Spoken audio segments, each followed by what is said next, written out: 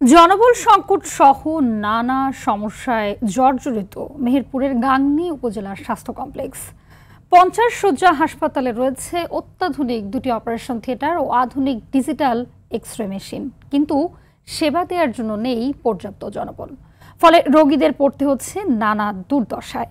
তবে সমাধানের আশ্বাস কর্তৃপক্ষের। মেহেরপুর প্রতিনিধি মাজিদুল হক মানিকের পাঠানো তথ্যচিত্রে বিস্তারিত জানাচ্ছেন আবরার মাহি।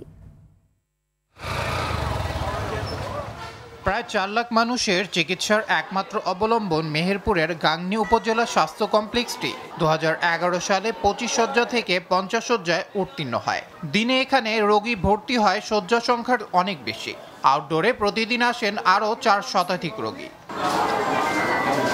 কিন্তু জনবল সংকটের কারণে মাত্র 2 জন চিকিৎসক দিয়ে সেবা দেওয়া হচ্ছে রোগীদের। ফলে চিকিৎসা নিতে আসা রোগীদের পড়তে হচ্ছে দুর্ভোগে।